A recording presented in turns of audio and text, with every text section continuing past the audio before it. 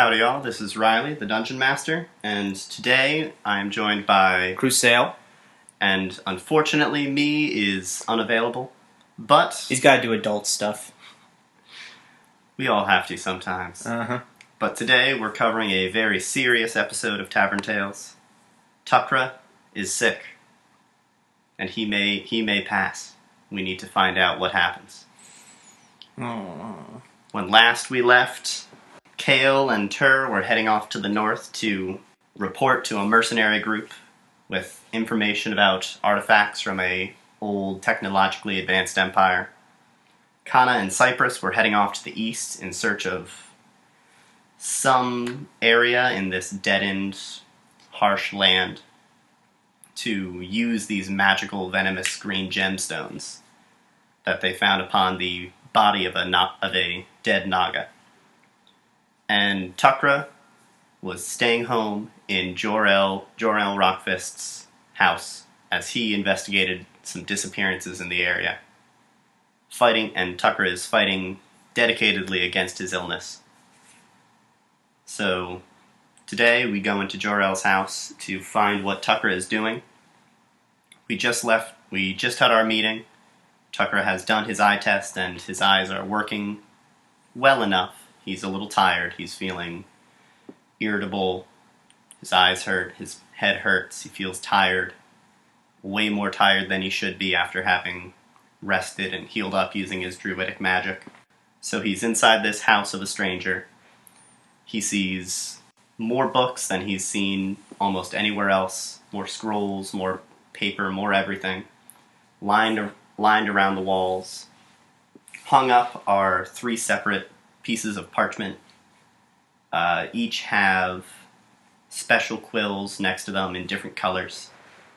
And they have messages written on them in various languages. Speaking of which, what languages does Tukra know, actually? He knows Common, Giant, and Dwarf. Common, Giant, and Dwarf? Mm-hmm. Alright. You can understand one of the messages on one of the 3 scrolls. It's written in a dark brown ink that looks like it might be made of, somehow looks like it's made of mud. Mm-hmm. It has a short report on the higher activity of orcs and goblins in the area, and it contains a small piece of a small note about the discovery of artifacts, and a warning that there may be an underground cache. So it's saying, be careful where you're digging. So... And it's written in Dwarvish. So from that, I guess Tukra might be able to discern that Jor-El part-times as an archaeologist? Or as a dungeon delver? Well, Jor-El thinks this is more a message for the people who would be digging. This is a message to someone. This looks like it's, these are 3 more of those pieces of simultaneous parchment. That magical piece of parchment that when you write on it, when one person writes on it, it shows up on the other piece as well. All right. So this is a message from Jor-El to some dwarvish people who hold a piece of this parchment. Speaking of which, do you mind if I was just reviewing my spells. Do you mind, since we're just kind of in a relaxed scenario, would it be possible for me to have had Tukra... He knows that he's going to be sitting around, so would it be possible for him to have prepped Goodberry for the day instead of one of his other level 1 spells? Well, currently you've used all your spells to heal the townsfolk. Oh. I thought that so he you have rested. no spells. Well, this is that same day. Tomorrow he'll have Goodberry. Oh, right. It's not after an 8-hour rest. It's every new dawn. Well, it's basically after every 8-hour rest. It might actually say every morning you get to prep them. But I'm saying, like, you can definitely change your spells, prep new ones whenever we do a long rest. Right. Once you choose to have this day over. The way I figured we would do this is kind of, there's 2 days that Jor-El is going to be gone. Mm-hmm. So we would do, what does Tukra want to do on the first day? And then he'll rest and we'll check to see, does his disease progress? Does it revert? Does it stay the same? Okay. And then we'll do the next day, what does he want to do? Has anything changed? Do that, and then we'll see what happens once Jor-El returns on the 3rd day. Okay. Cool. So he could just prep Goodberry for himself if he's feeling hungry. Yeah. Plus, I mean, there's food in the cabin. Tukra's not one to... He's not going to take Jor-El's food. If it's offered, he'll take it, but he also is not one to mooch off of others. Okay. He's kind of a standalone guy. That's how it's been for him most of his life. Alright. So, to continue, so Tukra sees these 3 messages. He can understand the one in Dwarvish. He sees on the kind of bookshelves, there's shelves going all the way around pretty much the entire cabin. It's just a big one-room cabin. There's a bed, there's a fireplace, a chimney. He sees various books. Some are open on a little desk, some have all sorts of things. Do you want to check out what kind of books there are? He's got nothing else to do. Though, well, actually, so far the illness hasn't shown itself to be one that spreads via... Well, since it's a fungal disease, it probably wouldn't spread until the spores started to release from his body. So he's not too worried about infecting Jor-El's stuff. Also, Jor-El wouldn't leave him alone in his house if Jor-El was worried about him infecting stuff. Yeah. So looking around the books, you see that there are various kind of bestiaries, books about animals and wildlife in the area. Mm-hmm. There's also books about more fantastical monsters, more kind of mythological, historical creatures, things that people don't really see, but it seems like Jor-El makes a point to study these things and learn about them. Mm-hmm. There's also historical books and books about the areas. You can see that he seems to focus on the immediate area. There's 3 separate books that look fairly simple, the most used ones. One is labeled The Wild Marsh, the Starry Forest, and the Northern Plains. Tukra recognizes those names as being for the different areas, kind of the big sort of northern expanse where Kale and Tur are heading to. The forest down to the south and the southwest of Forest Home is the Starry Forest, and the Wild Marsh is that strange kind of marshy area up to the northwest. That's where Tukra made contact with that great kind of fey entity. Mm-hmm. Do you want to read into any of those? Any particular one? I think he'd look in, especially since he's interested in meeting that fey creature at some point, he'd probably look into the Wild Marsh and see if it actually has any connection to any other major hotspots or major mystical hotspots in the area. Mystical hotspots in what sense? Like, does it have Signs connections, gates to go between them, or just is it related to anything? When he thinks hotspots, he thinks areas where there have been sightings of mythical creatures, of fey influence, unnatural occurrences, stuff like that. Oh, okay. If Jor-El keeps such a record of the close area, he wants to create sort of a magical map for himself, a map of where he can look to try and find his possible future mentor. Find that connection to the Fae, and to the natural world. Mm-hmm. Okay.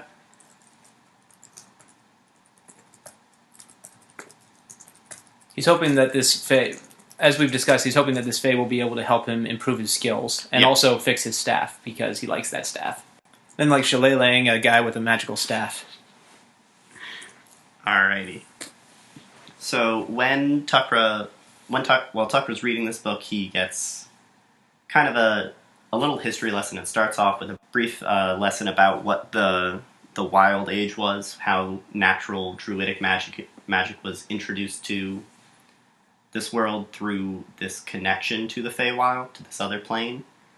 And from there it goes on to talk about how the 2 planes overlap in certain different areas where they overlap more strongly, create these sorts of places like the Wild Marsh, where the 2 planes sort of mixed and combined and are both the same place. So when you are in there, you're both in the Feywild and in the prime material plane. So Tukra, for example, would probably feel more powerful there because he'll have a more direct connection to his natural magic. But it also shows how, or talks about how, there are countless locations where a small point overlaps. where like there might be a particularly powerful creature in the Feywild, and through their existence, the Feywild kind of pushes up and touches the material plane slightly. And the author calls these locations Fey Gates. It's a place where someone who is sufficiently powerful could contact someone in the Feywild, or could even cross over if they'd like to. And these are small, tiny little places. They might be like literally a tree or something. And it's said that smaller Fey tend to congregate around these areas. They feel the extra power and strength of the Feywild, but they're not strong enough to cross over themselves, but they still gather around it. So if you could contact young, small Fey, you could possibly have them lead you to a place like this. That might be a place to train, that might be a place to try and contact that same great entity. Well, Tukra Yeah? Tukra realizes, okay, with this knowledge, he finally has a use for the Fey Caller lamp. Of course, he wouldn't use it to actually trap the Fey, but if he can actually use it to reach out to lesser Fey who could lead him to greater Fey, I mean, the Lady Green is too connected to the local area, I'm guessing, to really be much help. She could probably point him in the right direction to the... Yeah, she could definitely give him like a direction to go, but she would be more likely to say you should just go to the Wild Marsh. Or you should go to... The book also outlines a place in the past. There used to be a similar location down in the Southern Forest, in that Starlit Forest area, but it seems to have disappeared. There was once a large community of elves that lived down there, but a long time ago. The book says 1,000 years, but the book itself could be very old. You don't know exactly when. True. But long ago, contact with that group of elves cut off entirely, and that area where it was once overlapping and connected seems to be gone. All right. People don't sense that same power and connection there. Okay. Tucker's going to next look, because he's bored and has nothing to do except for wait to possibly die. He's begrudging him. There was one thing also I want to mention, is that Tukra... he kind of steeled himself and didn't want to make Kale and kind of worry, but he's kind of sad that they left him alone with his sickness. But it's kind of the role of the father to not let the children worry, just keep on soldiering on even when you're not feeling your best. But he's kind of scared, right? Yeah, I mean, he's faced death on. Well, he's watched Kale Kana face death more than himself. He's actually done pretty well for himself in combat. But, I mean, when he first got exiled from his clan, when he was alone in the wilderness with nothing but the beasts around him, most of which were not the kind that could just be subdued by Goliath's strength. He faced death alone for a long time, and he hated that feeling, and he hates it now. And now he feels even more powerless because this isn't something that he can fight. Yeah, this is something that no matter what he does, he can't stop it of his own accord. He doesn't know what to do. Yeah. So he's trying to distract himself just with anything that is present that can help him just keep from thinking about the small spores that are trying to root in his body and take over. But he will try and he's going to look for any records. And you said that there were historical records of Fae in the area. He's going to look for any that ever were associated with a great tree, or were called the Great Tree, or something like that. Okay, so he's going to look for... He's looking for named Fae, remarkable Fae. Yeah, he's looking for that specific Fae, because he knows he won't be able to... Maybe the author will have written down a certain feeling that this Fae had around him, a certain aura that would actually correspond to what Tucker felt communing with that great tree in the Feywild. Well, in the book, there are lists and records. This author went to trouble of interviewing people, talking to people, trying to find anyone who had interactions with these Fae. But all of the things that Tukra is able to find, all the stuff that the author has written down, are more these minor Fae, more things like like sprites and pixies and little kind of squirrely sort of bestial fae, and they're that sort of standard tricksy, prank playing, light-hearted sort of emotional fae. There are a few stories of more concerned and human-like fae that are more along the lines of Mistress Green, things like dryads or other sort of natural spirits. And they talk very much that when they encounter them, there's this strange kind of almost combative feeling within that the people could perceive in the fae, where they have that same playful, tricksy spirit, but they have this deep, concerned, powerful desire to have balance and a proper cycle to things, a proper change to things. And that does resonate with you. You felt very much... You didn't feel any of that tricksy, playful spirit when you were communing with this great fae. You felt almost solely that kind of natural, like things come and things go, and that's how it's supposed to be. Right. Sort of peaceful existence there. What else? What else is in there? In a lot of these records, you find a lot of mention of people from the land of Far Eldrith, actually. It's a fairly... It seems like it's a young land, and it's a small land, but it has lots of mentions here. Huh. They're pretty secluded, too, aren't they? Yeah, they're kind of stuffed in this small little valley protected by deep forest and mountains. But there's lots and lots of mention of them, and they consistently refer to something called the Lantern and the Order. And whenever you see these mentions of the Order or the Lantern, it's very much kind of disdainful of the Fae.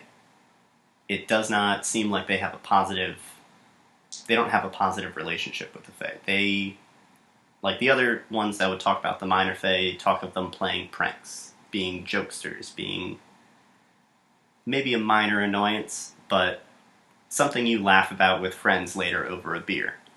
The ones that mention the Order or the Lantern see them as hassles and dangers and something to be stopped, something to be controlled, something that shouldn't be here. So that is something that, while they seem to have a lot more contact with the Fae, they seem to have a very negative contact with the Fae. Well, I mean, that seems pretty obvious to Tukra that a green family member was a member of the Order, or self-styled member of the Order. Maybe he wasn't an official inductee, but he definitely patterned himself after their methods. That is certainly possible. He has something that is a lantern. He has a lantern that was used to torture and dissect and analyze Fae in order to better deal with them. For him, it just sounds like he's like the now like Fae demon green person. I don't know what to call him. I guess when I eventually meet him, if I eventually meet him, he'll give me his name. But yeah, this I guess I'll just call him an amalgam because I'm not sure what he is. Yeah, this transformed creature. Yeah, this amalgam. He's well, he certainly seems to follow the modus operandi of the Order. So Tucker's rather intrigued by that. But he's not going to read too much into it right now. I mean, he's a guy who he deals with things as they come, and I mean, if he finds a lead on the Order that's actually concrete, not just him reading up on their history, then yeah, he'll go after them because he recognizes that these are people who are trying to disrupt the natural order in a way that is very monstrous. I mean, one thing with the Druidic orders is that they're trying to retain the natural order. I mean, and the natural order evolves, but this is just a bunch of humans trying to force their own will upon another species, which can be just as benevolent or as cruel as any human.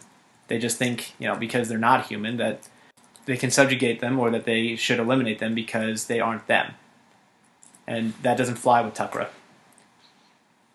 So, Okay, interesting. well, he's not. I mean, he knows what it's like to be persecuted even by your own people.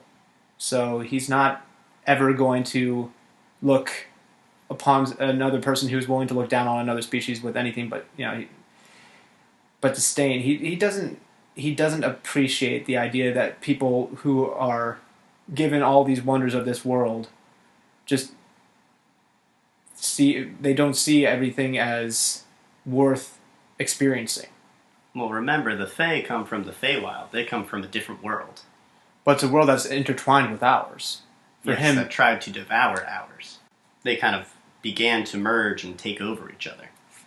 We've reached a gentle stasis, a gentle kind of middle point where it stopped moving one way or another. and in that way, the natural world evolved. Nature That's isn't. possible. I mean, the natural world is not something people. Just because something is the natural order doesn't mean that the natural order is going to stay the same. Order is something that changes with time. Chaos and order are two sides of the same coin. From chaos, order is born. From order, chaos eventually has to make changes. It's at the end of the day, it's about the balance, and like you said, it's a very peaceful sort of meshing of the two worlds right now. And yeah, whether or not eventually becomes violent, if it ever becomes a violent thing again, Tukra will try to soothe it. That will be one of his goals in life, is to try and mend what is trying to tear apart everything around him. So his goal is to maintain the order while he can, and if order begins to turn to chaos, he'll try to return it to a new order. Yes. Okay. It's sort of, I mean, it's not even what his teacher taught him about being a druid. It's what he feels about the his world. own personal discovery. Yeah. Which, that's important. That's how druids evolve and grow. They have to make their own circle, make their own learning, make their own kind of decisions and feelings about the natural order. Mm-hmm. All right. It's not like he recognizes that there are issues with his own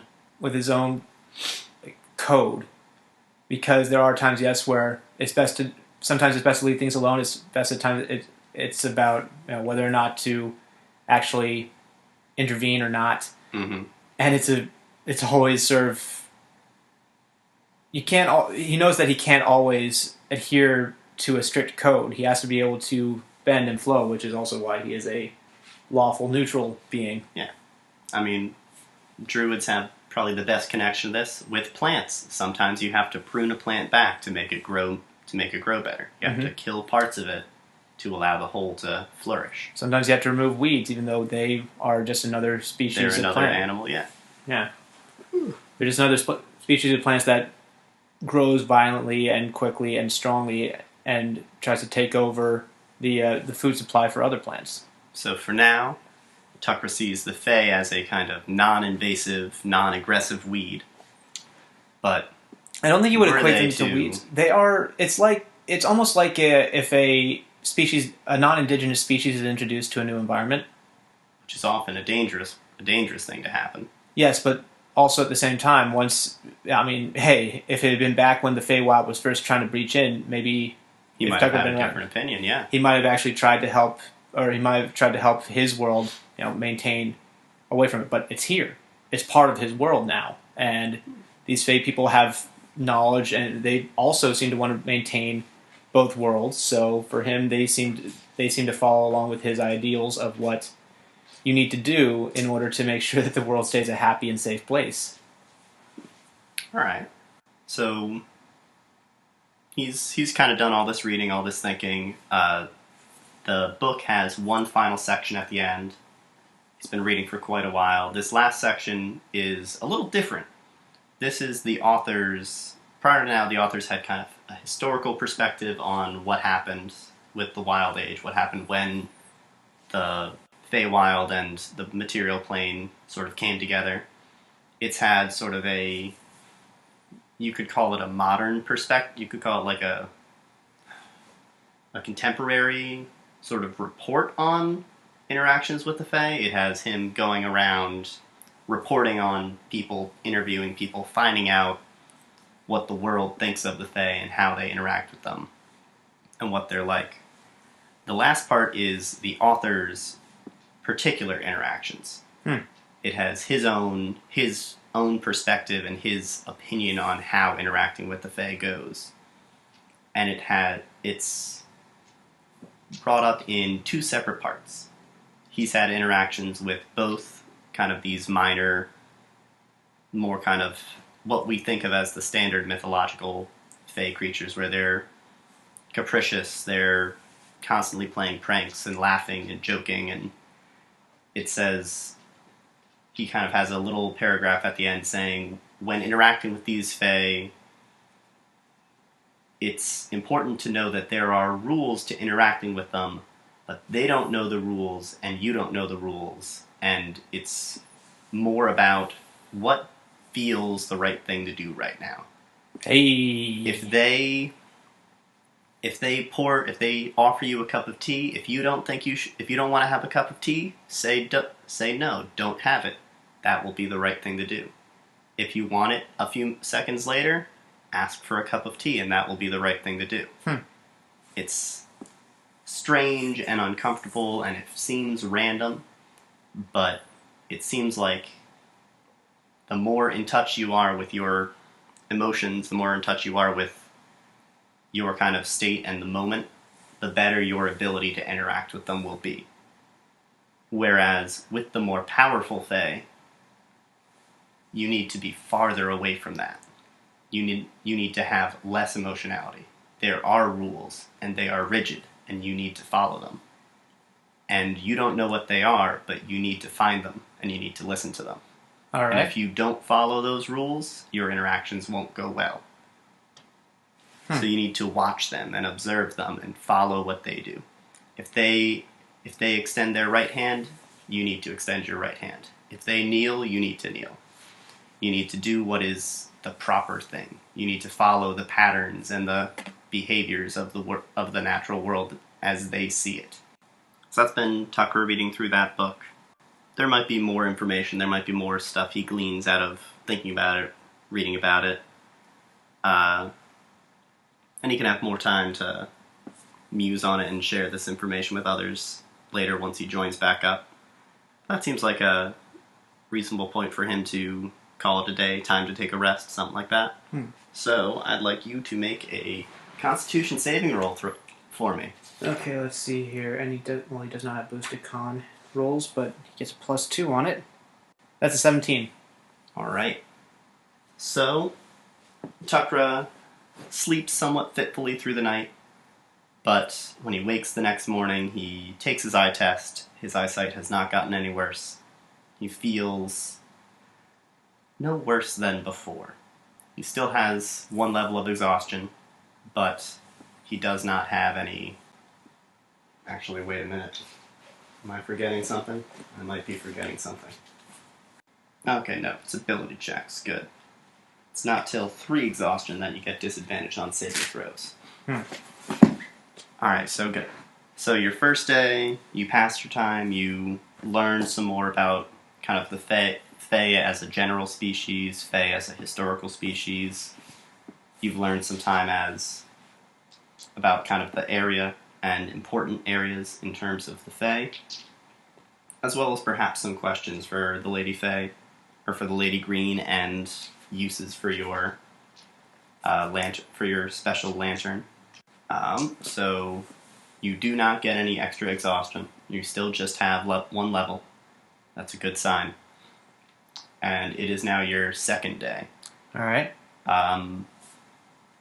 Up on the wall, those 3 letters, those 3 things, 2 of them still show the same message. The Dwarven one and one of the other languages you don't know still show that same kind, whatever message was on there before. The third one has changed, but you can't read it. But it seems like this may be something important, so perhaps you might tell Jarell as soon as he gets back. You have another day to spend kind of doing as you wish, wasting time, spending time, whatever you'd like to do. You could read more books. Tukra could do something else. He could spend time reminiscing, writing, telling stories. He'll probably also keep an eye on the two-way paper. On his two-way paper? Mm-hmm. You want Tukra to keep that one? Or would you like Kale or Kana to have taken it with them? That really wasn't discussed, was it? I guess, maybe they probably want to pass it around. And I think Kana held it last, so she probably took it with her. Okay. She's also the furthest out, so... That would make sense. She's traveling the furthest. She might have to call for help to Baron or somebody. True. Alright, yeah, so he'll just while away the hours. He'll probably cast Goodberry just to make sure that he stays sustained throughout the day. Eat food and all that sort of stuff. And he said no meat, so you might as well eat a magical berry that one of them will heal him and also make him full for the entire day. For the day, yeah. Alright, feels like if he ate all of them, it'd be a London bread situation. How many did you eat? Full. Too full. Yeah. He would explode. He would have too much food in his belly. Yeah. Just that gurgling going on all day, along with the... I'm guessing he's coughing a bit just because his body's trying to reject the spores. Yeah, he's coughing. He's kind of got like a clogged throat, clogged nose. His head feels full and heavy. My nose is so stuffed. So tell me, what do Goliath do in their downtime when they're sick? What did his family do when he was sick as a child? They sang songs, or they just muscled through it because signs of weakness were not allowed in the... If you weren't fit to survive, then you weren't really worth anybody's time. So it was a very vicious thing. Getting sick was... Not so much vicious, but it's not... They just expected you to just carry on. If you weren't strong enough to fight through your illness, then that just... if you couldn't provide for the clan, then, nobody was really going to help you out. You helped yourself. And it's not like they didn't show... It's not like they didn't care. It's just that, no, they can't... That's just not their way. They can't do anything for you. You have to do it for you. Yeah, because they've got to forage for their own food. They gotta provide as well. So they can't be providing for two people at once. There's just not enough resources, and there's not enough time in the day to be able to feed two Goliaths via one Goliath's efforts. Makes sense. So, what sorts of things did a sick Goliath do? Did they go to the easier jobs? Did they go to the harder jobs? They would probably... Well, no, they wouldn't go for the harder jobs. They would go for a job where they could survive but still contribute. So Tukra also never really fit in. I mean, he probably spent most of his time fishing because in the mountains. I mean, there were still fish that would live in the small lakes. Such, yeah. But yeah, for Goliath, fishing is just casting out a net because they can just stand and watch, and the pools were too shallow for them to ever drown. They didn't have to cast out a line and wait for something to come out of a muddy... It would just be wade into the water, stand there holding a net until a fish wandered into it, and yank it up. Well, advantage of also having stone-colored skin is that you just look like you're a rocky outcropping when you're just standing there. If you're still enough, and Tukra was pretty darn good at standing still. That was kind of, he was always very good at communing with animals. That's how he got the nickname Beastkin. But he's not going to be that, he's not going to be able to fish. Like, he's going to follow Jor-El's instructions because he's not going to give this illness any chance to try and, to progress if he can help it. So instead, he'd probably spend the time just beating on his drum, just working out a little rhythm, he might actually, he carries he left the lantern back at the house. He leaves those things back at the house. So he would probably go through the bestiaries, see if he could learn a little bit more about the different animals, because like me, Tukra is always looking forward to that point where he gains enough strength to become a greater beast. So he's always looking up for his own compendium, for his own mental compendium of what he could transform into. He's always looking for more information about different beasts that exist in different lands, because he might be 30 years old, but he's only seen a small part of this world. Yeah. And there's so many creatures out there that he could transform into. So he probably would look into bestiaries from the Great Plains to the west. He'd look into sea creatures, grand sea creatures. Okay. Because you never know when you're, He's never swum before, so better to turn into something that can swim. Better to know how to turn into something that can swim, yeah. Yeah. Okay, so he looks through the various bestiaries. He finds the more kind of fantastical bestiaries have more of these interesting, strange, rare creatures. Some of them barely even seem to be animals, but they're being considered animals here. He feels like he would need to see them in person to truly understand them, to be able to kind of grasp their shape and their natural power to change into them. But now he knows where to look. But That's the important thing. Yeah, he knows how to find some animals. And he also finds, as you remember, there was in that goblin cave, there were these old carved statues of this strange, three-headed, monstrously large kind of crocodile. Yeah. And one of the bestiaries is focused on older animals, on more ancient animals. And one of them is this three-headed crocodile. It says that it's a very rare ancient animal. It was considered by some of the primitive folks that live here to be the guardian animal. It would protect them from other vicious carnivores. It tended not to eat people for some reason. It was purported to have a big connection to dwarves. Which could be which the author purports could be a reason why it did not eat people. Dwarves were at one point believed to be stone elementals. They thought they weren't actual flesh and blood people, but were made of stone entirely. Similar to how some people believe Goliaths are made of stone for their stone-colored skin and their hardy constitution. I was going to say Tucker would chuckle at reading about dwarves being considered stone golems because, I mean, come on. Same thing. Case in point. The really interesting thing about these animals is that they had been seen, they couldn't figure out what their size was. They couldn't figure out how large they were when they studied them. They found there were live examples they could find. Even though this was an ancient animal, it seemed to have continued to live through to modern times. But when they found fossils ranging from, very small for a giant crocodile, so probably like 4 foot, 5 foot long head to tail.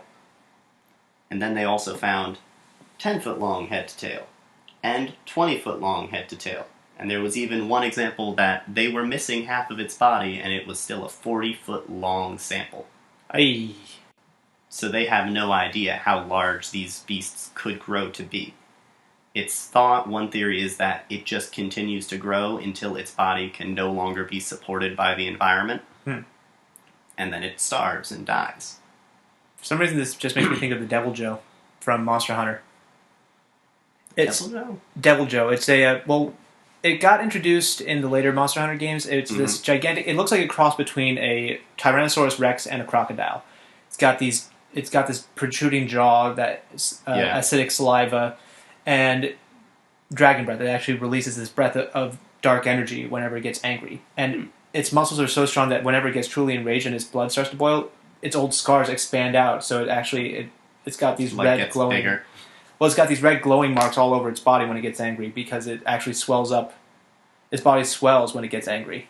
That is cool. Yeah, but the other thing was they'll eat anything because their metabolism actually requires them to constantly eat. So they're called world eaters actually because they'll eat even their own tail if it gets cut off. In the video game, if you cut off a Devil Joe's tail and you don't get a carve from it in time, it will actually eat its own tail to sustain itself. That's cool. Yeah. But they're also some of the most terrifying monsters because they're high stamina, extremely strong, and they appear out of nowhere. You can be on a gathering quest. The first time I met one, I was out on a fishing quest, and out of the blue, this gigantic monstrosity just bursts out of the ground behind me. And suddenly I'm running for my life because at first I thought, oh sweet, free monster, and then no. Then the music, free monster. Then it saw me, it roared, and the music started to play. It gets its own theme whenever a Devil Joe shows up. That is cool. I'll have to remember some of that for later. But it makes me think of this crocodile thing because it's not 3 heads. It doesn't have 3 heads, but it's still sort of that whole world-eating thing. This is also very similar. It's omnivorous, so it eats everything, but it has from the live samples they see, they've seen that it tends to prefer plant life, but not what you would expect, not the plant life you'd expect it to eat. Like it would knock over, like a large enough one would knock over an apple tree or something. Not to eat the apples, to eat the tree. Huh. It would eat the wood. It would go after whenever the most significant and easiest way they found of encountering them was to have large fires. Like they would create a large bonfire. And the smoke and the light and the heat seemed to be a powerful draw to it. And it would it would stop the fire. It would stamp on it, lay on it. It would spit out these strange black gooey globules onto it to put out the fire. And then it would eat the kind of charcoal that was left from it. They don't know why, but it seems like it could be another element that led to it being believed as a protector god. It was found in like forests and rivers and kind of marshy area within the woods. So it might be logical to see that it was seen as a protector because maybe there'd be a lightning storm and lightning would strike, causing a big fire in the woods. This creature would come out, and because it liked to eat that charcoal, that kind of burned wood, it would stop the fire and eat the burned wood before it could spread and burn down the whole forest. And they also think that could be a reason why it was connected with the dwarves. The dwarves would have lots of fire, they'd have lots of these things as they were forging or building or working on stuff, so they might draw lots of these animals. And since they don't tend to eat people all that often, they might have worked with them.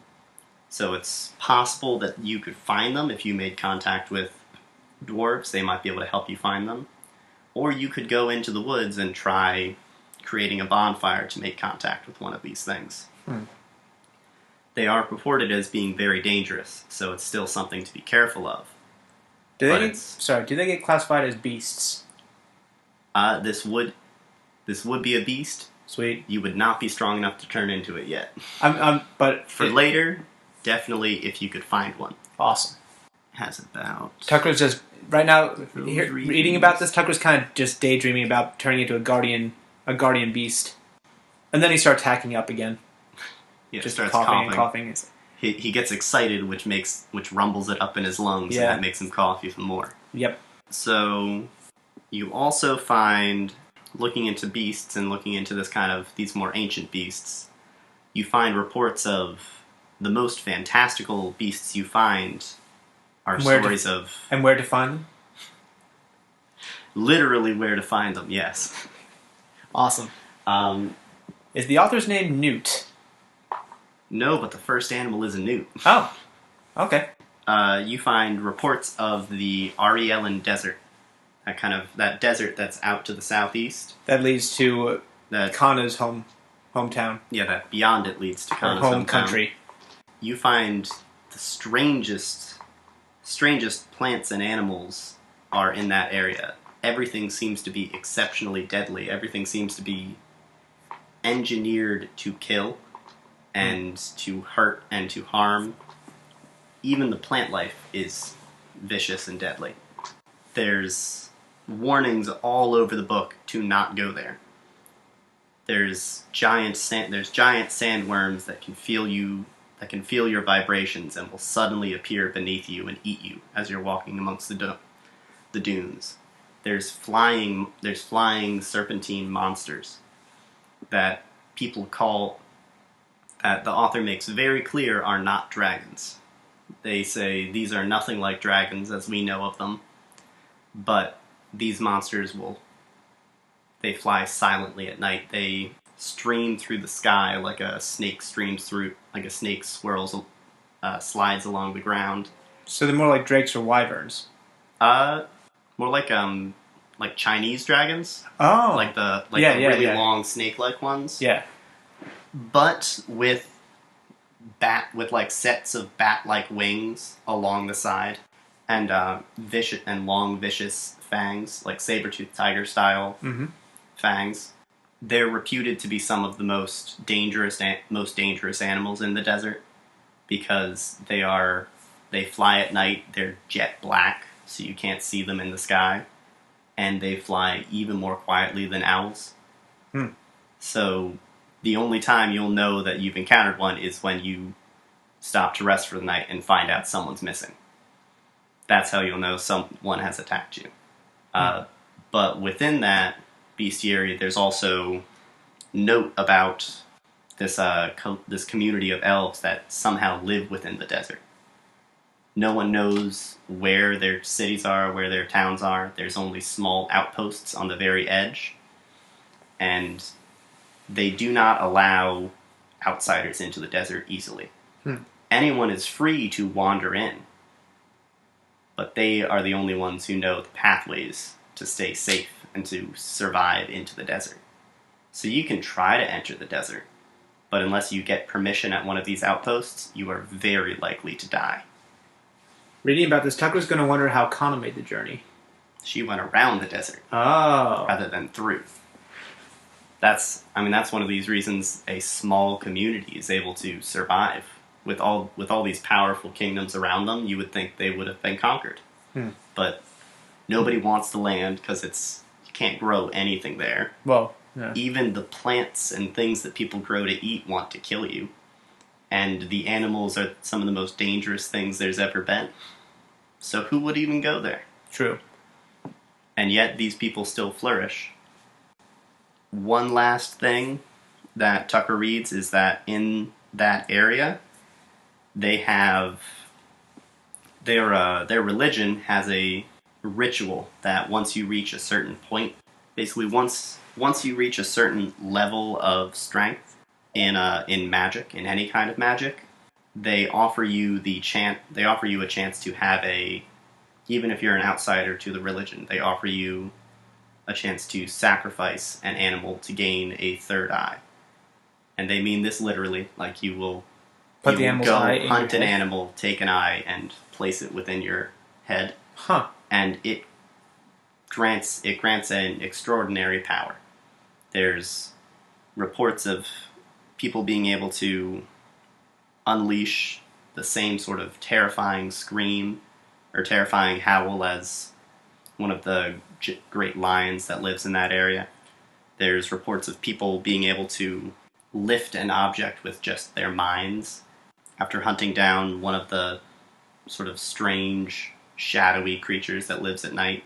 Somebody even was able to... there's myths of someone able to take out one of those snake-like, dragon-esque creatures that fly in the night sky, and they gained the ability to fly silently like they do by gaining their eye, as well as supposedly other powers, but no stories were ever able to agree on what other powers they got. So there may be lots of things you can gain by doing that. Tucker's also wondering what if sandworms have eyes. Sandworms have eyes, according to this bestiary. How big are they? Let's see. Or would the ritual actually shrink down the eye to the point where it's actually not a discomfort too? Because I'm guessing, even on some of those smaller creatures, it's still a bit disproportionate to an elven forehead. It's unclear. Based on the sizes of the bestiary, it seems reasonable that it might not be literally an eye. It might be something that turns into an eye. Like perhaps it's a scale of that like dragon-like creature that then gets planted and is an eye and is your third eye. Okay. Or like a fang of the lion or something. Tucker starts daydreaming again about sandworm hunting. Come on, who wouldn't want a power of a sandworm? That would be an interesting one. Tucker's going to take down notes. That's a really interesting one. Tucker's going to take down notes about what he wants to do when he actually gets better, because now he's just trying to keep his hopes up that he gets out of this and he gets strong enough to be able to go down and actually experience this culture, because he likes how they think. He likes how they work.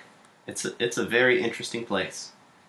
So, while you're reading about this, while he's daydreaming about his hunting of the people, you hear a knock the sandworms, not the people. Tomato, potato. There's a knock on the door. All right. Jarrell told him not to let anybody in, right? Yep. Okay, he's gonna call out in his Who is it? A young man calls out, My name's Logan. I heard you were one of the people who saved the town. I wanted to thank you. Can I come in? Not the best idea right now, lad. I'm convalescing from an illness. What's convalescing mean? Does that mean are you hurt? Did you get hurt? No, I'm sick. Oh. Well, that's not so bad. with a fungal disease that if I get sicker, I could end up infecting you, and you also could die. He's not one for tact. We've established this. Yeah. Oh. Oh. Okay. Well, I wanted to thank you, and I wanted to ask how did you get to be so strong? How did you and your friends get strong enough to save the town? Well, lad, if you're willing to sit outside the door, I could tell you.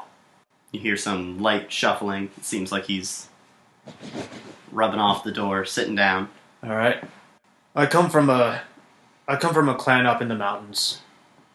You've seen. I'm not exactly like folk around here. He waits to hear if Logan responds because he's wondering if he thought he was Kale. A little bit. You're really big. How'd you get so big? I was born this way. What? That must have hurt. Oh no. No.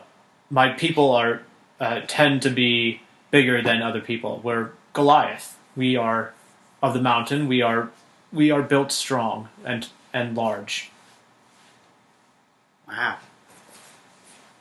So you came from a mountain? So you're like a dwarf. But I thought dwarves were little. Are you related to dwarfs? No! God, no! Gods, no! What, Goliaths don't like dwarves? Well, Do they? It's considered kind of an insult for a Goliath to be called a dwarf. It's not. It's actually. It's like. It's a stigma. All right. Goliaths don't like being associated with dwarves just because they're from the same sort of terrain. Okay, that's reasonable. I mean, Goliaths tend to live on top of the mountain. Dwarves tend to live inside the mountain. Yeah. It's a little different. All right. But also just the physical distinction is just like, seriously, kid. This kid has never seen a dwarf or a Goliath before he saw you. Okay, fair enough. He's only ever heard stories. Well, if Logan says that, then in response to Tukra obviously getting a little upset over that, then he'd just say, "Oh, okay. No, lad. We're sorry, Logan. You said, yeah, Logan. We're very different. We're actually a completely separate species. Though dwarves are sturdy and they're strong, like Goliath. Physically, we don't have a lot of commonalities in physical appearance." Boy, that's more true than you even know. That's me saying that, not Logan. All right, so Logan asks again, how? So you're a Goliath. Yes. So what does that mean? Was your mom a giant, and your dad was a regular guy? No, they were both Goliath. Goliath is something separate from giant, though we are likened to them from time to time. And actually, our dialect comes from giant. But we're smaller than giants, actually. But giants also, Goliath have an easier time of fitting in with the cultures of other species than giants. Giants are very much, they keep to themselves. They also require more space than other species. So they do need to actually keep to themselves most of the time, or to their small little clans. Goliath actually are able to populate within a clan more than a giant clan. Well, a giant clan is 5 at most. It's more of a family than a clan. Goliath tend to have families that form together to survive in our environments. He's also willing to provide all this because it's him giving a nature lesson to somebody, and he's all about making sure. That's true. Yeah. He's teaching about the world. Otherwise, and he's also bored out of his skull. So. Yeah. But. And as for my friends, they I'm sure you've, by now... How old are you, lad? Are you even allowed in the tavern? Yeah? Have you heard any of Kale's stories? Yeah, I've heard all of his stories. They're great. Well, it's not my place to tell their stories for them. I'm sorry to say, Logan. You can hear a disappointed kind of sigh, or... I can tell you where their strength comes from. It comes from training. Long and arduous training, along with their own resolve.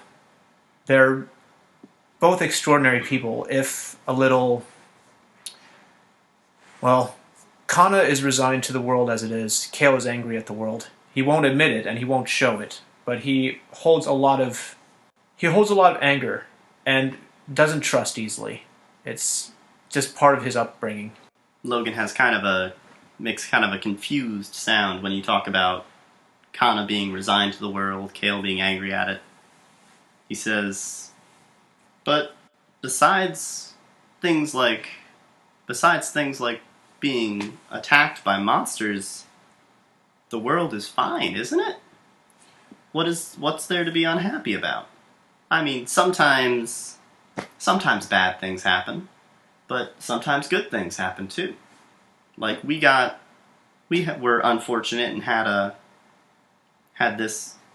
attack, and we were scared, and we thought we might have to leave our town. But we had good heroes come and save us. Logan, why do you think those orcs attacked? I don't know. Orcs attack. That's what they do. Just as humans do in other areas, lad. There are areas that you can't even imagine of in this world. There is a much bigger place than even you or I know. And somewhere in this world right now, there are humans trying to force out other humans because they dislike them, or because they need their land to grow their food, or they are trying to make sure that their people survive over other people. The orcs probably, for all I know, the orcs had no desire to attack your village, our village now that my friends and I are living here. They attacked because they need the land that you use to farm to grow food for their people. But because of a long history, I'm sure a lot of people mistrust orcs. I don't trust orcs, I'm sorry to say. They've proven themselves to be a very aggressive people that aren't really willing to compromise in a lot of ways. But by the same token, other species have the same way. Goliath actually have their own issues like that. Our culture doesn't allow for any sign of weakness. We have to be strong no matter what, otherwise we can't survive. It's not that we choose to look down on those who are weaker than others. It's just a fact that if you can't provide for the clan or for your family, then you are no use to them as an individual. We don't have the luxury. These orcs don't have the luxury either. They aren't given those opportunities in the same way. And, I mean, but that's just also a clash of our different peoples. Humans, I've found, are the most willing to adapt. They are the most versatile. I'm sure that if the orcs had maybe come forward with a more peaceable proposition than just trying to slit everybody's throats, you might have actually been willing to try and organize some kind of agreement. One of your own leaders, Baron, he's half orc. He probably would have been able to help with that, but the orcs came with nothing but aggression, and so your people fought back. I'm trying to explain to you, Logan, that the world is a lot more complicated than you make it out to be. But at the same time, lad, I really appreciate that very optimistic outlook of yours. It's people like you, young people who have that kind of idealism, that have kept my friends from completely abandoning their goals. Kana and Kale, if there weren't people like you in this world, if there weren't people who were willing to influence them and remind them of the goodness of this world, and of the people who are just trying to be happy in a world where bad things sometimes happen, as you put it, that's what keeps them going. That's what made us want to become adventurers, become, as you call us, heroes. We wanted to allow for people of all species to find a happier place in this world. And unfortunately, I see the hypocrisy in that. He's kind of musing to himself now because he knows every time that he brings something up like this, there's a counterpoint to it where, we're trying to make things better for everybody. He realizes, but we just killed off a bunch of people. I just didn't follow what I'm saying, or he realizes, I'm saying something different than I said before. Like, it's changed. My point's different now. He's trying to make the same point that they're trying to make things better, but at the same time, that means that sometimes they have to put the betterment of one people over another. Mm-hmm. He's going to relay that to Logan too. Okay. If Logan's quiet and confused, then Tucker realizes he's sitting there in thought. He's listening very closely. There's none of those confused grunts or sighs or disappointment or sounds of disappointment. It's just quiet contemplation. But yes, that is most of what I have to say. It's a lot for me to say, especially. And one other issue is that I live by a code that makes me see things differently every time based on the situation. So, Kana and Kale probably will follow to a more strict code. But as for me, I just try to do right by the people in front of me. That's my way of simplifying the world, Logan. If I see one group of people harming another, then it's normally my decision to try and stop the violence in the best way I see fit.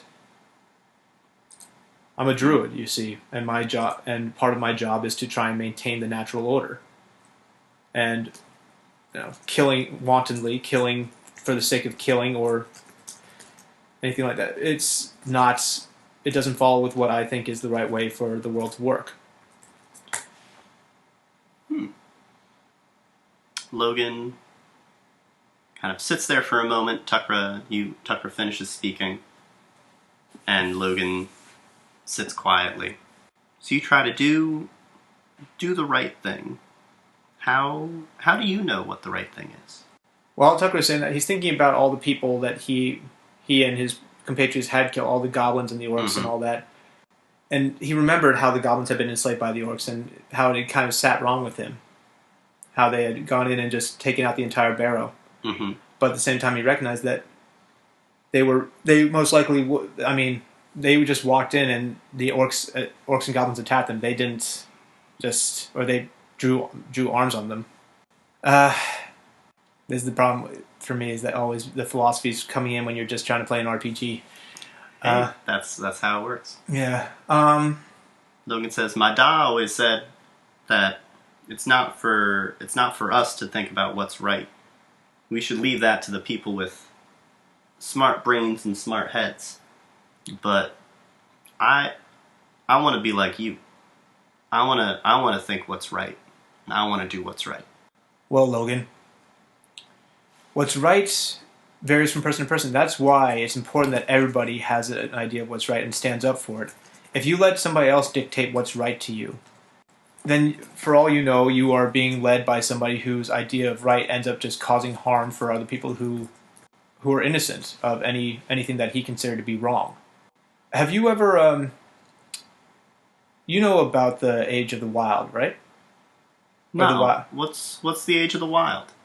You know about fairies and creatures of the Fae, yes? You've heard stories? Those are kids' stories. I mean, you're supposed to leave out some milk and some bread, and I always put a little honey in the milk when I was little, but those are just fairy tales. That's in the name. Every fairy tale has some basis in reality, Logan. Maybe watered down, maybe shifted over time, become superstition. But all those stories arose from something true, in one way or another. It could have been people just pretending, but we live in a world of magic. The Wild Age was a time when the realm of the Fae started to intertwine with ours, and at the time it seemed as if the Fae would overtake our world, and so we fought back. there are people to this day who still feel that the Fae are a dangerous and terrible entity that must be removed from our world. Those who have, and they devised ways to capture and torture fairies, as you call them. Logan kind of makes a surprised sort of gasp. It seems so strange to him. Even if they... Okay, and then let me ask you something, Logan. If they hadn't actually captured fairies, but had captured people and proclaimed them to be fairies, would it be right to you that they, because of some old story about a time when worlds collided and all this fantastical stuff, as you call it, would it be right for them to then torture and maim people because of some imagined danger? Well, it doesn't seem right. There you go. And in that way, you have shown what you believe to be right. Logan, not everybody is going to agree with you. But what's important is to find the people that will. And when you see something that you think is wrong with the world, that you stand up for that. That doesn't mean that you have to take up arms. That doesn't mean that you have to be violent about it. It means that you stand by your opinion, and you hope, and that you try and respect others as well. But where you can compromise, and where you can't, then you must stand up for what you believe to be right. But what if what I think is right and someone else thinks is right are different? What if my da says we shouldn't say thanks to you and your friends because you and your friends use strange magics and cause problems with your sorcerous ways? But I think it's right that you helped. How can those compromise? You say thank you to us, and your da doesn't. That is how you compromise. If he's willing to respect that you feel that way, then that's great. But if you feel that you're when you say da, do you mean your parent, your father? Yeah, my da. Okay.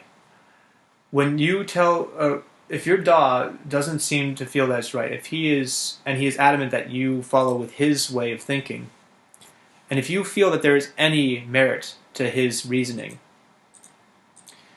I'd say that you need to follow with what you... If you believe that following your father's ideals is correct, then I can't stop that. I can't stop people from being distrustful of me or my friends because of our way of living life. I'm not going to judge you for it. I would pray that you wouldn't take up arms against us for it, in which case we would have to defend ourselves. We're not about to just roll over and let ourselves be, well, mobbed and lynched. But if you wanted us to leave, we would leave. If you want us to stay, we will stay. We like it here. We are happy to be part of this community, even if we don't always follow the methods that you all agree with. He's being very eloquent, but he's also very wise. I was going to say, he's being eloquent, but I'd say this is more him showing his wisdom, more showing all of the time and teachings that he's had. Yeah, charisma doesn't really fall with this. He's not really trying to influence Logan to think his way. He's trying to show Logan how he thinks about the world. Yeah. We could say charisma is how prettily he's saying it, but his wisdom is how actually persuasive and strong his arguments are. Right. Okay. Let's see. So, Logan, it's just a matter that I'm happy that you feel that we're thinking. Does your da not think that we should stay around? No, that was just an example. My da doesn't trust your magic, but he thinks what you guys did. He thinks what you guys did was good. He thinks you helping was something from above. Tucker's going to chuckle because he knows that there is a little bit of something from above with one of his compatriots. Well, Logan, what if... Do you have any interest in magic? Because Tucker heard about how Kale promised to train... what's his name? Not Hadrim, it was Cornish's son. Cornish's thing. Yeah, okay, I remembered Hadrim, I just couldn't remember Cornish's name. But Caleb promised to start training Cornish's son how to fight. So Tucker's thinking maybe he could help broaden the horizons of these people, even teach them agricultural magic. Hey, he just made himself full for a day just by eating one berry. Just by eating one good berry, that's true. Now, admittedly, that could cause a lot of problems. That kind of magic could cause lots of problems in a farming community like this. He's thinking of it Or more... it could allow technological advancement and cultural more following of arts and other options. They didn't have to focus on farming all the time. He's thinking of more as a last-ditch resort because... More as, like, bad harvest, we can fall back, we have the ability to survive through this. Through the winter. Or if they have a bad winter or something gets... if they have a blight one year, or if there's another raid, or something like that, they would have the means to survive without a full harvest. Also, being able to communicate with animals would allow them to actually, if an animal is feeling ill or if there's a problem, then they could actually figure out what is wrong. Yeah. It would Plus, give them... I mean, if more people embraced kind of druidic magic, Mistress Green could probably come out and actually interact with the town much more easily, or at least begin to interact with the town. Okay. When Tukra asks, "Do you have any interest in magic?" You can hear Logan can barely kind of hide the excitement in his voice, and he says, "I'd be honored to learn from you." I'm glad to hear this, Logan. I am not. As I told you, do you know what a druid is, Logan? You're a fancy kind of magic person, and you talk to animals, and you don't eat animals or something? It's not that I don't eat animals. I've eaten animals most of my life. Back when I was part of my Goliath community, I did. It's that you need to respect the animal that you killed for your meal. You don't waste anything from the animal. Everything that you take from the animal has to be honored. Well, how did you learn? I learned from a man who had learned from another man, who had learned from another man, and all the way back to when the first great druid learned how to communicate with nature and understand the push and pull of its energy. Druidic magic comes from nature, Logan. In that way, I think that it actually holds a great deal of understanding for a community like yours that has, for so long, worked with the earth, worked with nature, and survived. The druids, we are a bit of an enigmatic group. By which I mean we're a little strange, even among magic users. We're not considered normal. There's one other thing you might enjoy about druids is that we know how to transform into animals. Logan has like an amazed gasp, like, really? You can't? How? With training and with understanding. Being able to become an animal means that, and you probably, I think, Logan, you might, do you work with animals on your farm? Are you one? Which farm do you work for? We work for old Gene. Oh, if I could become a bull, I could plow a field in half the time, a quarter, in no time at all. That'd be incredible. Well, Logan can't see it, but Tucker's smiling because he was thinking the exact same thing. He's been thinking about how he can help with his magic in the community, and that's one thing he was thinking is that helping out with the beasts would be nice. Well, Logan, I can't show you right now. But because I really do not want anybody to be afflicted by me. This illness has not been fun, and I'm guessing while he's been talking, there have been a bunch of coughs in between. Yeah, every so often, coughing spat, like a little fit. I'll tell you what. What season is this, by the way? Like, what time of year are they in? Are they around harvest time? It's like middle of summer. Okay. So, like, harvest is like the big harvest time is a few months away. Okay. I'm hoping to hear back from Jarrell soon. I'm hoping that he'll have me healed up. My friends are going to be away for a few weeks, so I'll be staying around to help guard in case the orcs come back. And in that time, if you are not too busy getting ready for the next season, then I'd say come see me. You know where our new home is, yes? I think so. It's that farm that disappeared a while back. Overtaken down by the goblins. road? Yes. To the south, maybe? I'll be there most of the time. I will also be around the village. If you ever see me, just come and talk to me. I will start teaching you. Logan agrees. He's excited. He does take a moment and he realizes you guys have been talking for a while. You've been chatting for a decent amount of time.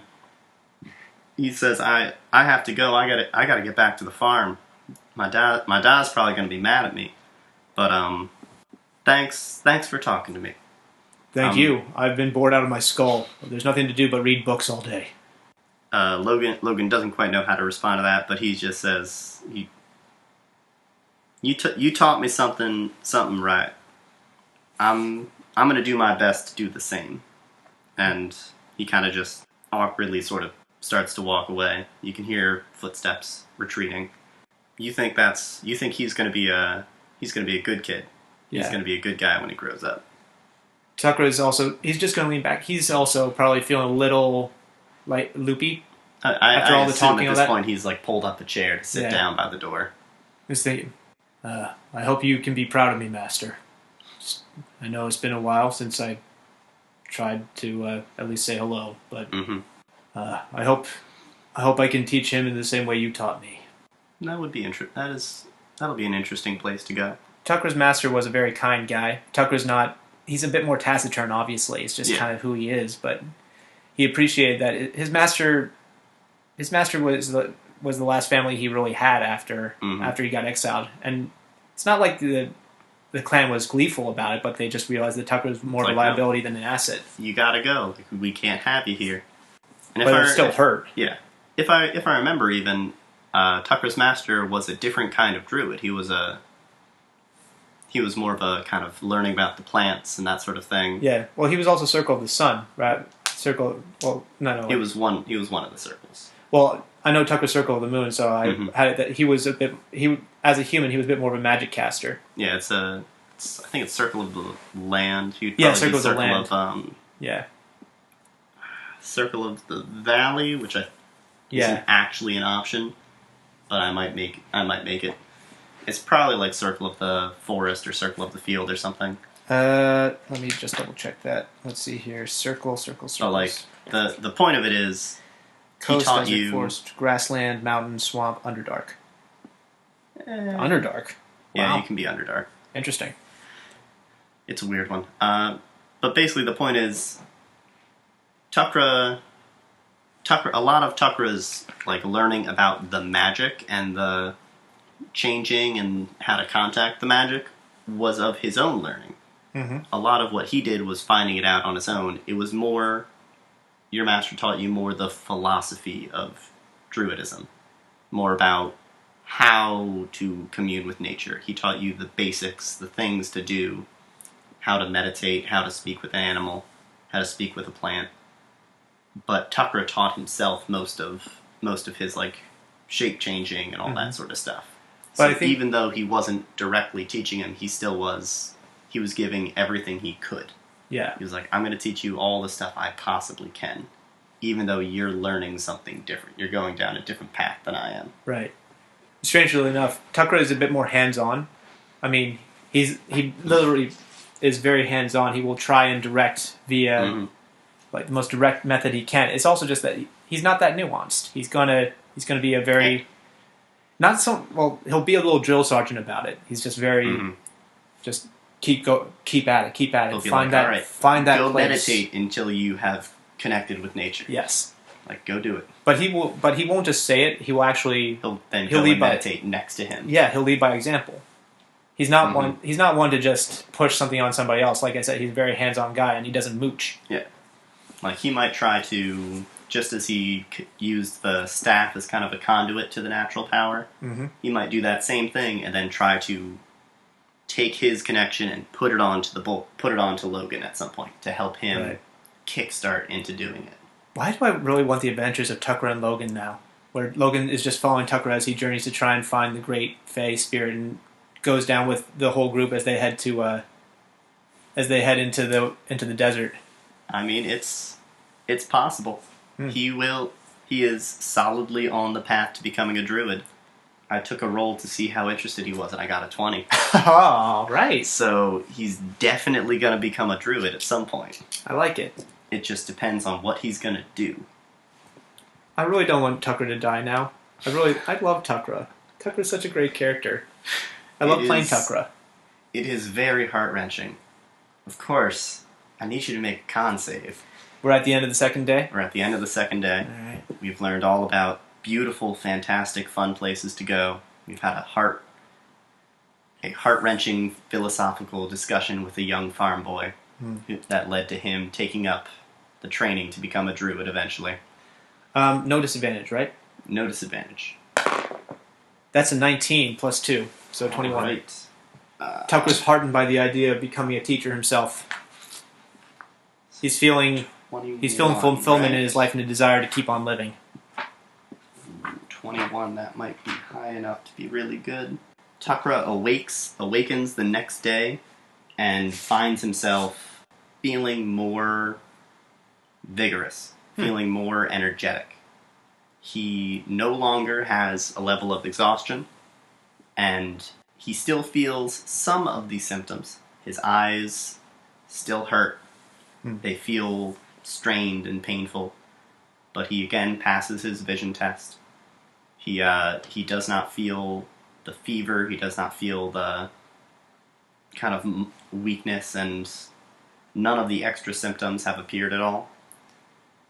He feels like his kind of sense of his body, he's almost back to normal. It's solely, there's something kind of rooted inside him, and he needs to find some way to expel it now. But it's not actively weakening him anymore. Okay. Alrighty, so it is the third day now. The morning comes, and Tukra is now basically awaiting Jor-El to return. He feels better, as we discussed. He waits and waits.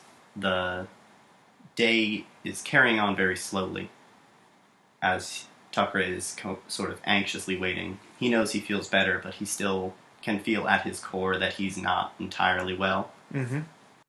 Finally, around noontime, around like 1 o'clock, it's getting later into the day, Tukra sees the door open and Jor-El kind of collapses in.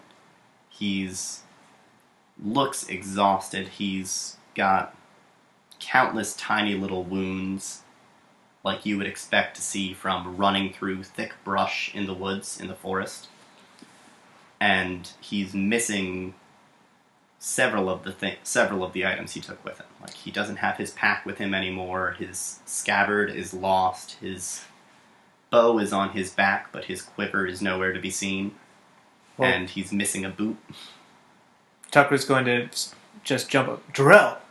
He's going to quickly cast Goodberry, and he'll prop up his... Oh, I guess he sees Jor-El as a friend, relatively. He'll prop up his acquaintance, soon-to-be friend, Jor-El. He'll put one of the 10 berries aside for himself, and he'll hand the rest, or he'll offer out the rest and say, "Eat these." Okay. Jor-El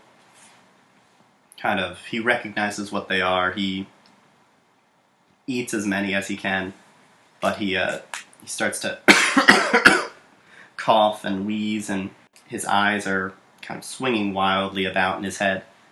He's hot and feverish and starts to sweat now that he's stopped moving. This looks like one of many various kind of natural poisons that could have happened, but at a far faster rate than they should. Like, Tukra has seen and been poisoned by many, many snakes. Many, many, like, bees and insects and things. And he recognizes the symptoms of some kind of venom, but normally it takes, like, at least a few minutes for something to happen, for something to go from the state Jor-El was in when he collapsed in the door to the state he's in right now. Not a matter of seconds, like it has. So there's some sort of something abnormal, something magical must be the cause of this. Okay. Do druids not have the ability to cure poison? They should. I thought they did. Maybe it's lesser It might restoration. be like level 2 or something. I've got heat, metal, hold person, lesser restoration. We've got detect poison and disease. Purify food and drink. That's the main one. That's kind of the heal poison one. Protection from poison. I don't know if that eliminates poison or what. You take a look. I'm going to take a look at lesser restoration to see exactly what that one does. Let's see, second level abjuration. You touch a creature. If it is poisoned, you neutralize the poison. Alright. And I mean, at this point... Wait, also ritual casting. Oh, in that case, you don't have to have it Or actually, I need prepared, I believe. Yeah, well, I just need to check. Oh, wait. Does it actually list if it's ritual casting or not? Or can I just cast... Let's see. It has to say ritual. No. It's just a second level abjuration. I see it now. Purify food and drink is also the... Okay, so yeah, I would have to... If he survived long enough, I would have to prepare the spell. Should have that prepped for later adventures. So I'm guessing there's no real way for me to actually cure the poison immediately. Not immediately. Give me a medicine check. Okay. To see if you know... To see if you can recognize exactly what kind of poison this is. Alright, +6 to medicine checks. Let's keep the dice fresh. I'm trusting you, orange die. Don't let me down. Orange die has let us down. It's a 2. Right next to the 20. So that's an 8 in total. As I said before, you recognize this as as the effects of some kind of natural venom, but extremely rapid. Okay. You don't know exactly what it is. You're not confident that you could use some kind of natural antivenom, which Jarrell, he's healer. He has various kind of poultices and things around, but you don't know what to use. And you know that if you use the wrong thing, it could hurt rather than help. Yeah. So the only option you see is to essentially try to heal him faster than he's getting hurt. Right. Like try to keep him more alive than he dies. Right. But that won't really give me the time to just get an 8-hour long rest and update my spells. I mean, you've had 2 days, so... But I didn't know that... True, you didn't know you were going to have poison. Yeah. But, as I was saying, it seems to you the best option is to try and try and just nurse him back to health. It looks like this is sped up. Perhaps it will run out faster as well. Right. So perhaps it's burning through the venom more quickly. On the plus side, I kept cure wounds prepared. So that's something. Yeah. Let me see. Note to self: keep protection from poison handy. That is a druid power one. Yeah. Alrighty. So Jarrell seems to be fully healthy when he seems to be at full HP when he comes in. He is ill. He has this venom within him, but he hasn't seemed to have suffered any major damage other than that. So it's going to be kind of a race against the clock. So he's going to suffer some poison, then you can heal him. He's going to suffer some poison, you can heal him. All right. We're going to see how far he drops. Okay. All right, that's a lot. He very suddenly seems to look worse. The blood is running from his face. He's got a great pallor now. His sweat is beating even worse. Alright, so I guess I cast Cure Wounds. Would you like to cast it as a first or second level spell? I'll start with the second levels just to keep him... Or actually, I'll do it based off of reaction. On this one, I'd say a second level, so that's 2d8? 2d8. I don't know. Orange d8. What will you do? Oh, middle of the road. Nice. So that's 12 points. 12. Do you add wisdom modifier to that? I do. Alright, so that's 16 points of healing. Alright. He calms, his face gains a little bit more color. He still looks pale, and he's gasping and sweating. Sweating remains. His breathing grows more frantic, and he seems to suffer another bout of poisoning. Oh, same exact number. Interesting. Uh-oh. But there were more dice this time, so it's good. Okay. All right, so again, he's shaking now. He's begun thrashing about a little bit. You need to almost physically restrain him to keep him from hurting himself on the ground and stuff around him. His eyes have rolled up into the back of his head. He's foaming at the mouth almost. This looks like the tail end of most poisons that you've recognized. Mm-hmm. This is someone is very, very sick, but the poison has almost run its course. It's nearly through. All right. Well, another cure wounds at level 3 or level 2. Okay. 6 and an 8. All right, that's a good one. Mm-hmm. That's 14 plus 4, so 18. The green dice are doing well for me today. Yeah, very well. All right. Thank you, green dice. I'm not that scared. I'm a little scared, though. Uh-oh. This is more than a fireball. Yeah.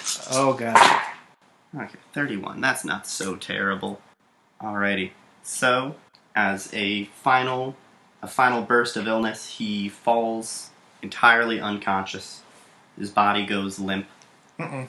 He has stopped. That kind of foaming at the mouth has stopped. He's kind of held, his fists have clenched so tightly. He's got small bleeding wound. He's got blood coming out from small wounds from his nails. But his body's beginning to cool.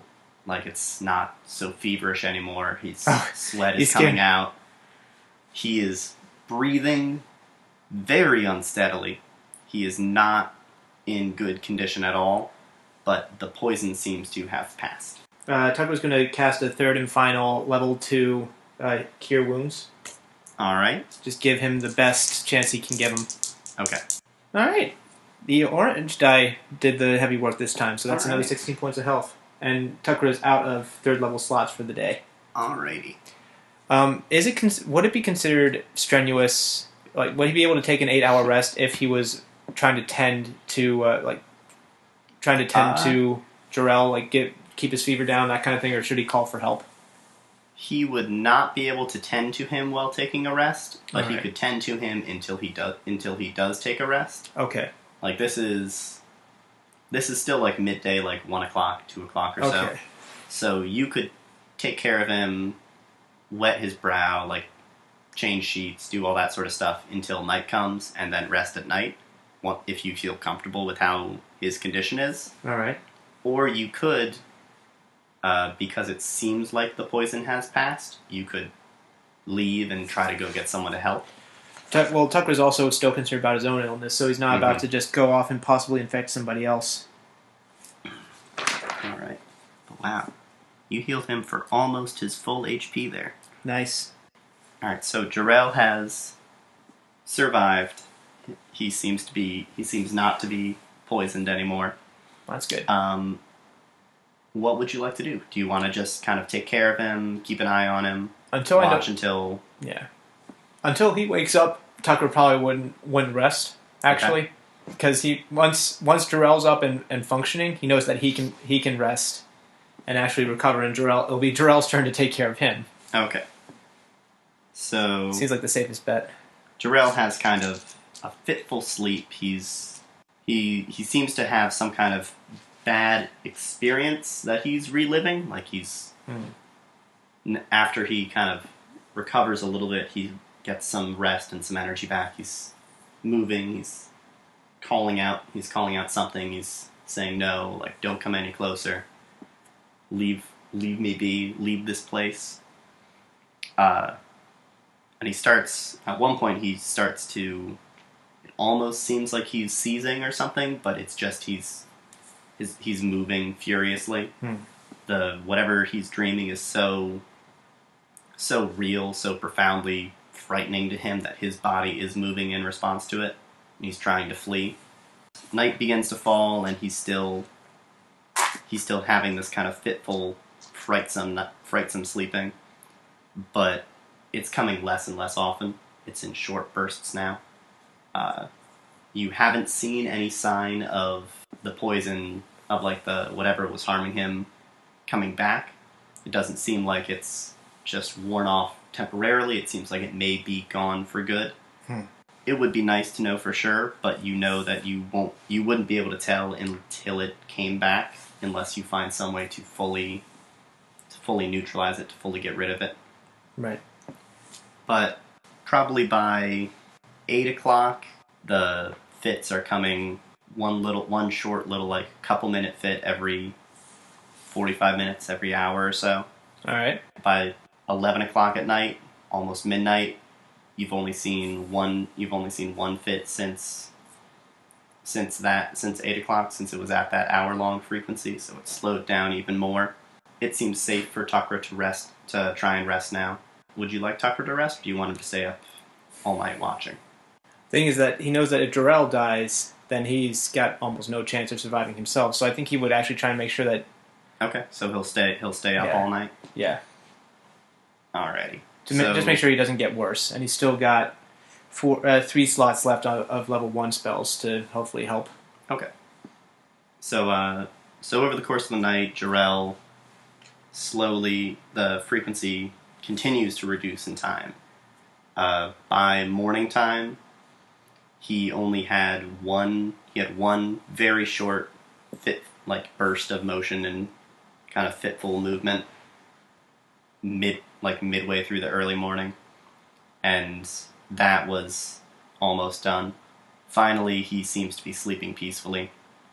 By mid-morning the next day, Jorel's eyes open, and he kind of weakly looks over and sees you, and he sort of nods and closes his eyes again. A few hours later, he finally gets up.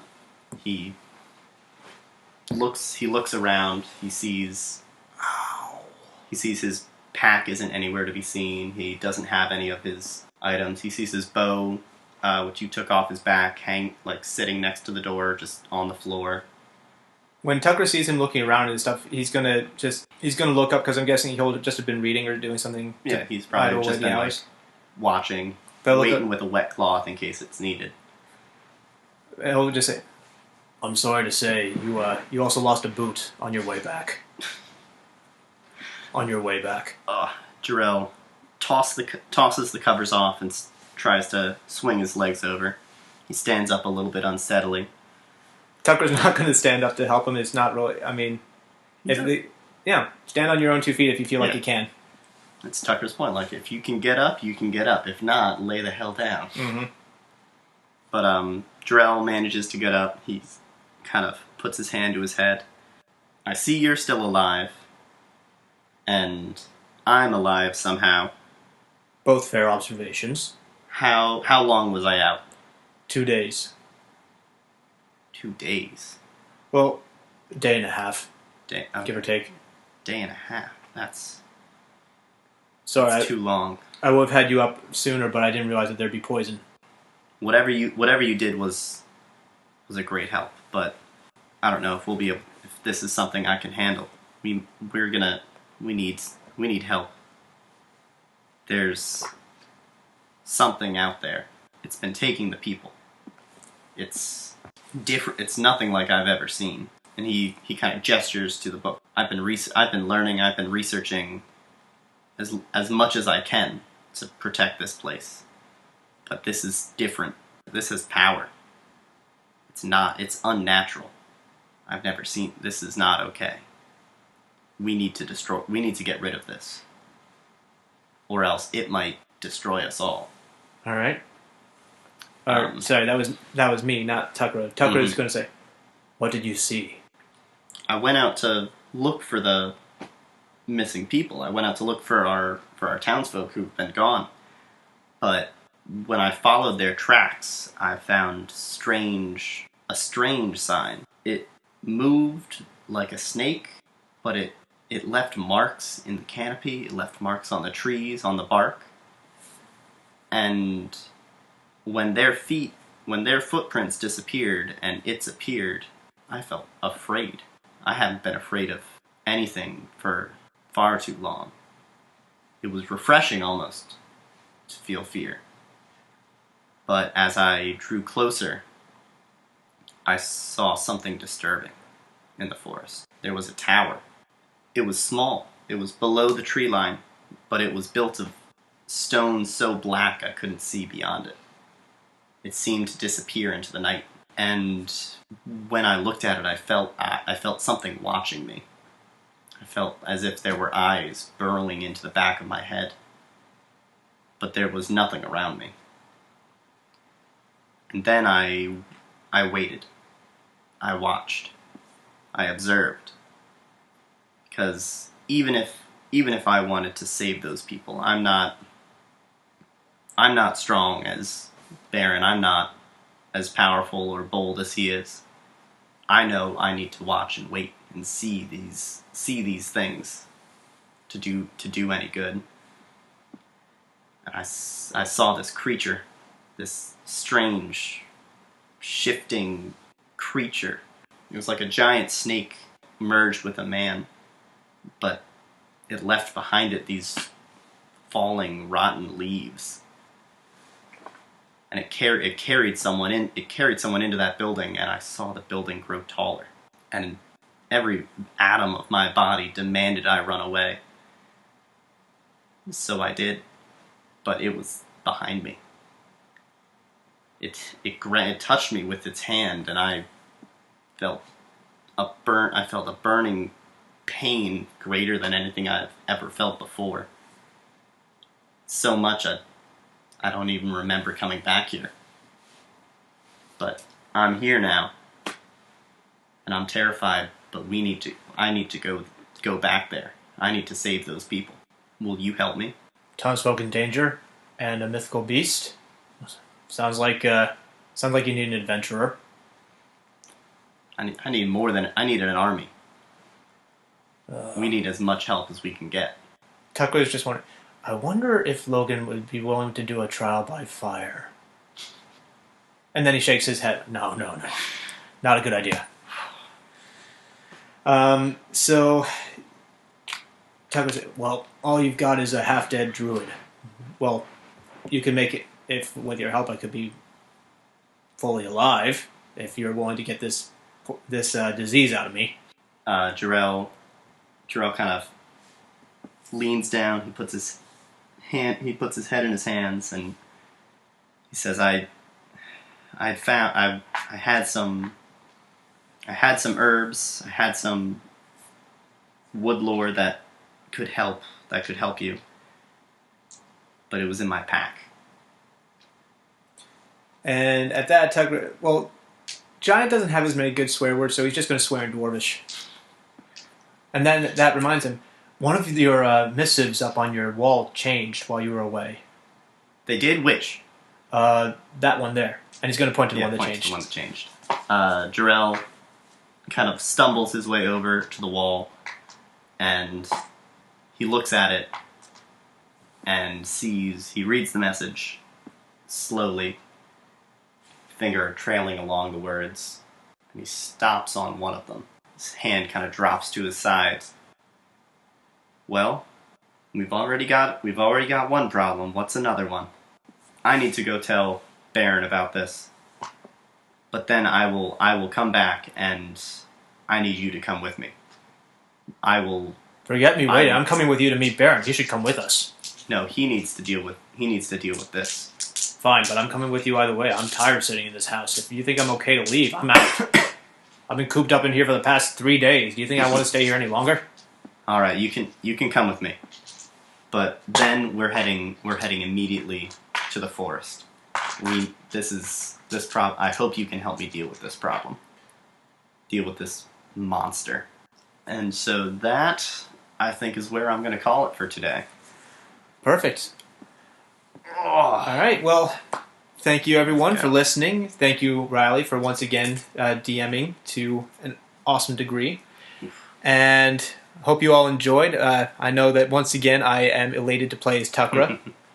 I'm hoping that we can continue this story for soon, but also obviously we got to give Kale, Kana, and Tur and Cypress a little love too. But yeah, thank you all. Yeah, I mean, we've got 4.5 days. They've got to catch up.